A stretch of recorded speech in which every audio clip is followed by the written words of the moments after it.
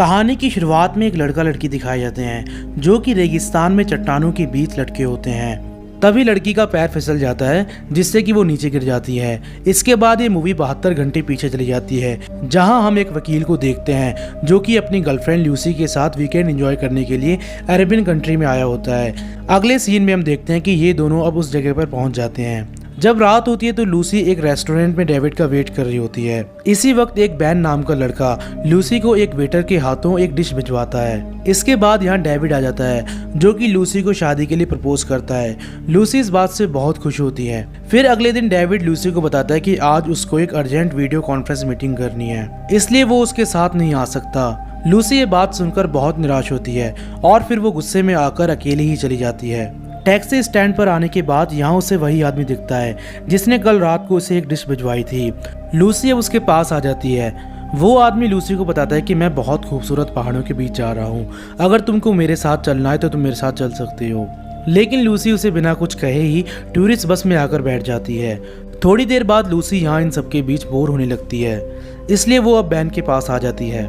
Ban Lucy को destination की location बताकर अपनी गाड़ी चलाने के लिए कहता है और खुद आगे वाली सीट पर सो जाता है। अब फाइनली ये लोग अपनी डेस्टिनेशन तक पहुंच जाते हैं। बैन लूसी को चट्टानों के ऊपर ले जाता है जहां का नज़ारा देखकर लूसी बहुत खुश होती है क्योंकि आज से पहले लूसी ने अपनी ज़िंदगी में ऐसा नज़ारा कभी नहीं देखा था।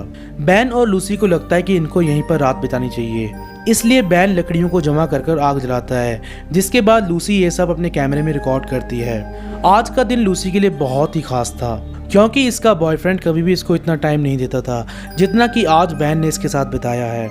अगले दिन बैन लूसी के लिए एक नोट लिखकर अपने पैराग्लाइडर की मदद से लिखा था कि मैं तुम्हें वहां नीचे मिलूंगा। लूसी अब इस खतरनाक रास्ते से खुद ड्राइव करके नीचे तक आ जाती है जहां वो बैन पर बहुत गुस्सा करती है क्योंकि वो अब लेट हो रही थी और डेविड वहां इसका वेट कर रहा था। इधर हम डेविड को देखते हैं जो कि टैक्सी स्टैंड पर एक ड्राइवर से लूसी के बारे में पूछता है। वो आदमी बताता है कि लूसी ने कल डेजर्ट सफारी की टिकट तो ली थी लेकिन वो हमारे साथ नहीं आई। इधर हम देखते हैं कि बैन और लूसी वापस आने लगते हैं। यहाँ लूसी का मूड बहुत अपसेट होता है। जब बैन अपनी गाड़ी में म्यूजिक प्ले करता है तो लूसी उसकी कैसेट बाहर फेंक देती है। बैन को भी अब इस बात से गुस्सा आ जाता है। वो अपनी गाड़ी रोककर कैसेट उठाने लगता है, पर जब ये दोबारा अपनी गाड़ी को स्टार्ट करता है तो इसकी गाड़ी के टायर रेत में दब चुके थे जिससे वो आगे नहीं बढ़ रहे थे। काफी ट्राई करने के बाद इनकी गाड़ी आगे नहीं बढ़ पाती, जिस वजह से ये दोनों अब इस रेगिस्तान में बहुत बुरी तरीके से फंस चुके हैं।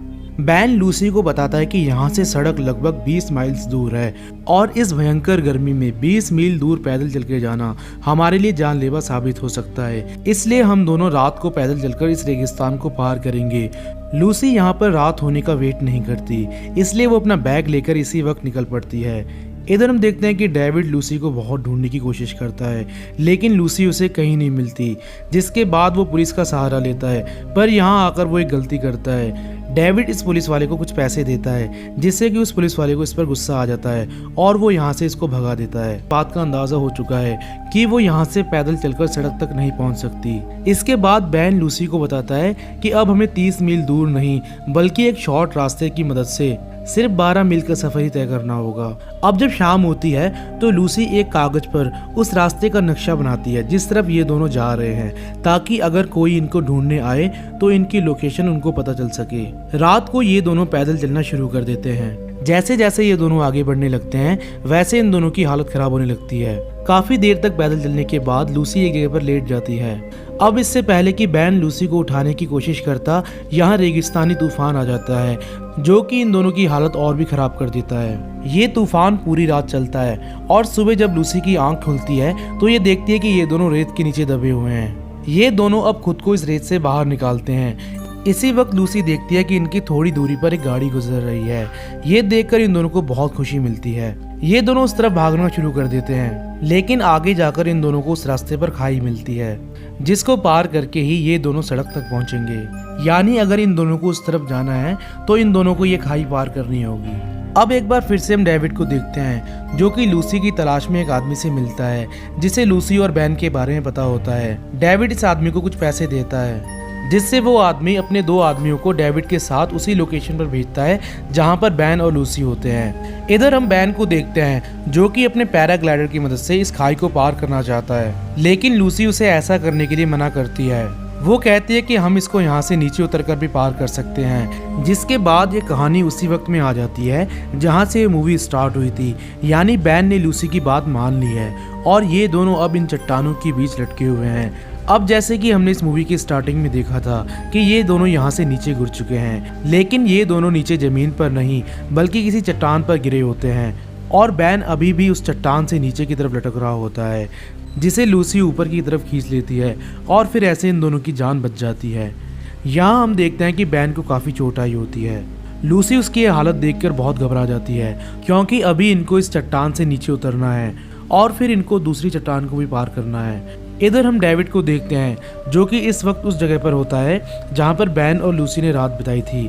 यहाँ उसे लूसी का कैमरा मिलता है जिसमें ये उन दोनों को साथ देखकर समझ जाता है कि लूसी अब बैन के रिलेशनशिप में है। इसके बाद डेविड गुस्से में आकर लूसी को ढूंढना बंद कर देता है और उन दोनों आदमियों के साथ वापस चला जाता है। इधर हम देखते हैं कि बैन की हालत पहले से भी ज़्यादा खराब हो चुकी थी, इसलिए लूसी ये डिसाइड करती है कि वो उस ग्लाइडर की मदद से इस खाई को पार करेगी ताकि वो बैन की जान बचा सके। लूसी अब उस चट्टान से ऊपर की तरफ आ जाती है जहां ये इस पैराग्लाइडर को अपने से अटैच कर लेती है। लूसी आज से पहले कभी भी इसके सहारे नहीं उड़ी थी, इसलिए इसको काफ़ी मुश्किलों का सामना करना पड़ता है, लेकिन आखिरकार काफ़ी मेहनत करने के बाद लूसी इस ग्लाइडर की मदद से हवा में उड़ने लग जाती है। अब हम देखते हैं कि लूसी ने इस खाई को आधा पार कर लिया था, लेकिन इस वक्त हवा ने अपना रुख बदल लिया था जिस वजह से लूसी इस खाई के बीचों बीच जाकर गिर जाती है। यहाँ अच्छी बात ये होती है कि लूसी को कुछ चोट नहीं आई थी।